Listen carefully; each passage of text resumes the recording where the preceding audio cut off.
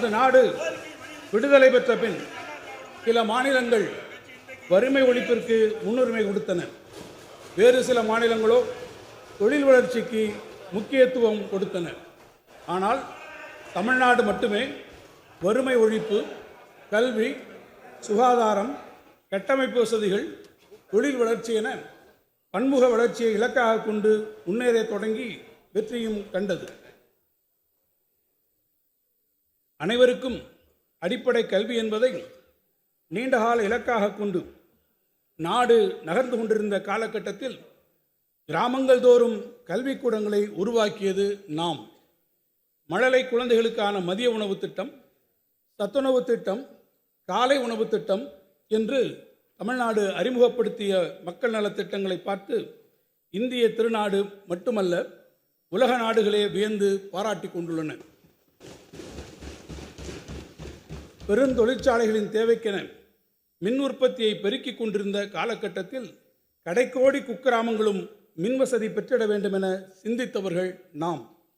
நாடெங்கும் பெருநகரங்களின் வளர்ச்சியில் குடிசை பகுதிகளை அப்புறப்படுத்துவது குறித்து விவாதிக்கப்பட்ட காலகட்டத்தில் ஏழை எளிய நகர்ப்புற மக்களுக்கு பன்னடுக்கு குடியிருப்புகளை உருவாக்கிட தனி வாரியம் கண்டவர் நாம். முன்னோடியாக மகளிருக்கு வாக்குரிமை வழங்கிய சென்னை மாகாணம் காட்டிய வழியில் பிற்காலத்தில் பெண்களுக்கு சொத்துரிமை வழங்கிய முன்னணி மாநிலங்களின் பட்டியலில் தமிழ்நாடும் இடம்பெற்றது. எவ்வித சமரசத்திற்கும் இடம் தராமல் இருமொழி கொள்கையினை தமிழ்நாடு தொடர்ந்து பின்பற்றுவதன் மூலம் தமிழ் பண்பாட்டினை பாதுகாத்தது மட்டுமல்ல, ஆங்கிலத்தின் துணையோடு உலகை வெல்லும் தனியாத தாகம் கொண்டு தரணியில் வலம் வர தொடங்கினர் நமது இளைஞர்கள்.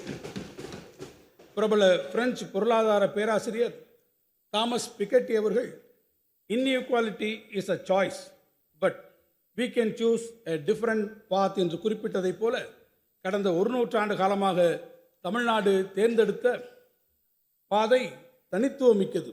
மனிதநேயம், சமூக நீதி, பரவலான பொருளாதார வளர்ச்சி, மகளிர் நலன், விளிம்பு நிலை மக்கள் முன்னேற்றம், தமிழ் பண்பாடு என தமிழ்நாடு வெற்றி நடைபெற்ற அந்த பயணம் வரலாற்று சிறப்புமிக்கது.